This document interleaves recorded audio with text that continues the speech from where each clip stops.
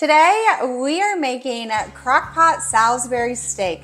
I love making Salisbury steak in the crock pot because it makes it so tender and juicy, and it's really not hard to do. I throw it in the morning, come home to the best comfort meal that everyone loves. Hello, my name's Christina. I'm with eatingonadime.com. Welcome back to my kitchen. We have been having fun all month long celebrating Crocktober with a new crock pot recipe every single day. I hope you guys have been loving it as much as Carrie and I have been loving it. So we are continuing our streak with another easy crock pot recipe. Let's go over a few items. First and foremost, you can find today's recipe linked in the description below.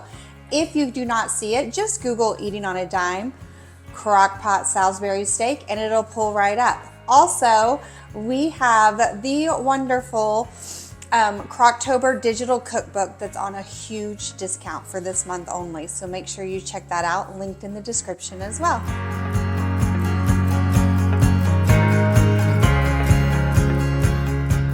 Before we get to cooking, let's talk about some ingredients and some supplies that we're gonna need for today's recipe. I am using my Hamilton Beach multi-cooker. Love, love, love this multi-cooker. I get it on Amazon. It's around $100-ish, worth every single penny. Cooks amazingly. You can brown in it. You can do all the things. It's great. So for today's recipe, I do like to brown the Salisbury steak before I cook them. Just for this demonstration, I am going to do it on the stove top, but if you have this crock pot at home, you can do it right in the crock pot, and it's a game changer. It's awesome.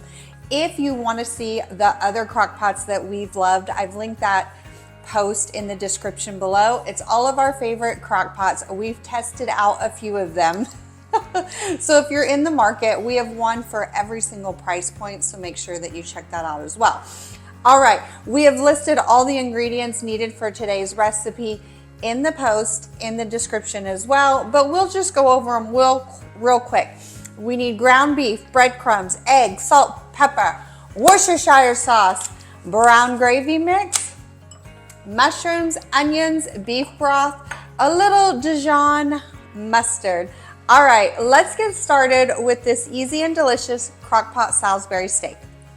First, to make this recipe, you want to make the patties. So traditional Salisbury steak is like hamburger patties cooked in a delicious brown gravy recipe. So we are going to make these patties. They're almost like hamburger steak patties. To do this, get your rings off, guys and gals.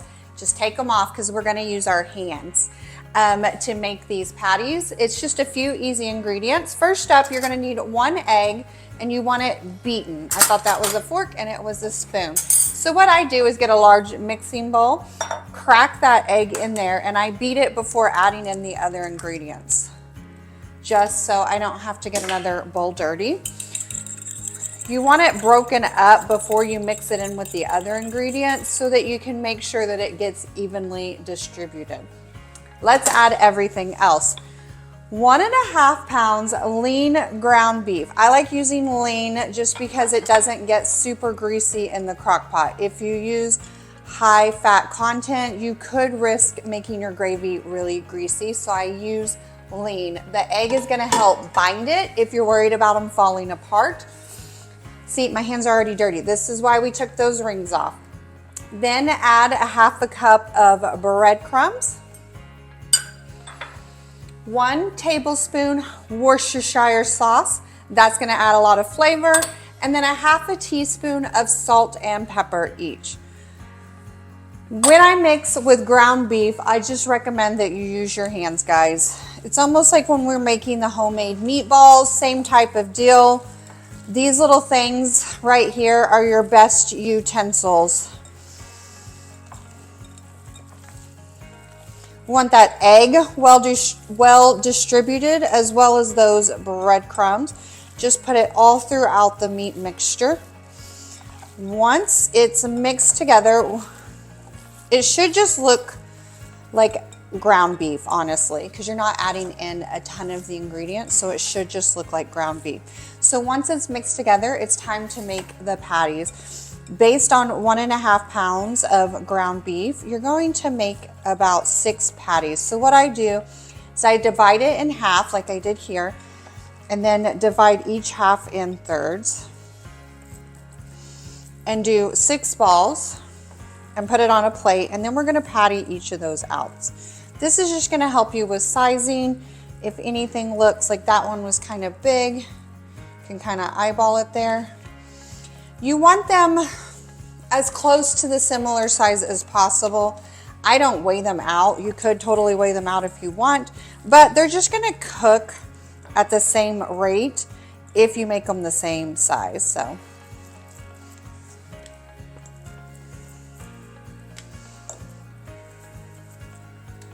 all right, let's get this out of here. So we have our 3 relatively even balls of ground beef, or not 3, 6, sorry. 6 relatively easy balls of ground beef. And now you wanna patty them out just like you would if you were making hamburgers. Make them into patties. Because these are gonna be like our little delicious Salisbury steaks. Got a little residue there.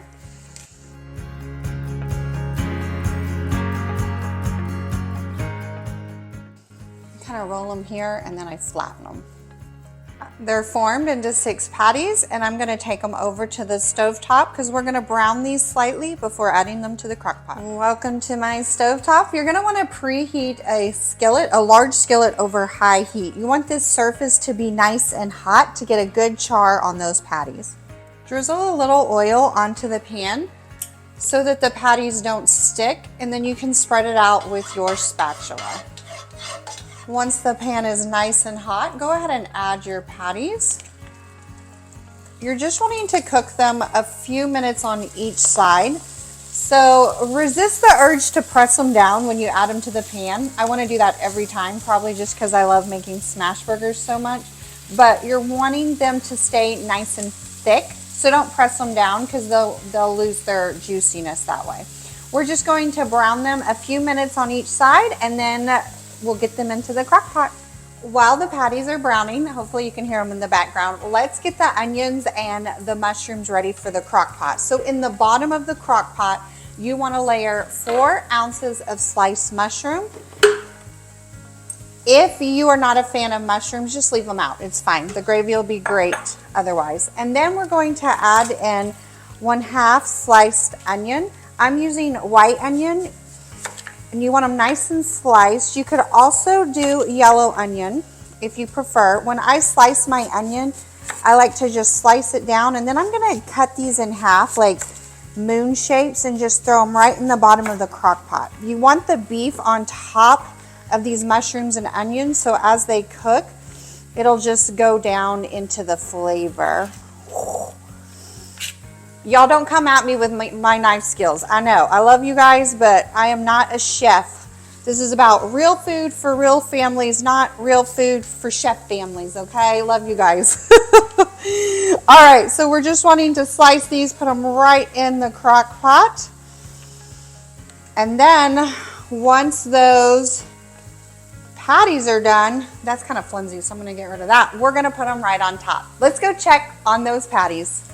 They are looking nice and brown, so we're just gonna flip them to get the other side as well. I like it when it's really charred and brown on the edge. That's what really adds the flavor. And the goal is not to cook these patties all the way through. You're just wanting to get that char to get the flavor here. Okay, so we are gonna cook these on the other side for a couple minutes so that it matches them, and then we'll get them back into the crock pot. Just spread the mushrooms and onions into an even layer in the bottom of that crock pot. They are nice and browned. I'm gonna put this down and get my spatula, and we will get them added. So once they're browned, just take them from the pan and place them in your crock pot on top of those onions and the mushrooms, just in a single layer as evenly as possible. With just 6, I can get them all in my crock pot. If you are making a double batch, they might have to overlap a little bit, and that's fine as well. You're just wanting them to be on top, so when they cook, all of the juices go down into the onions and mushrooms.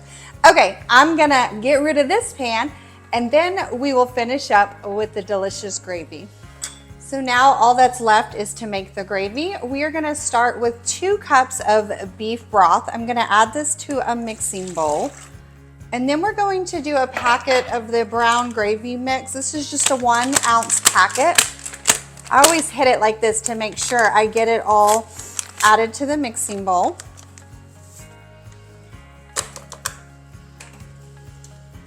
Throw it right in there. 1 tablespoon Worcestershire sauce. More Worcestershire sauce for more flavor.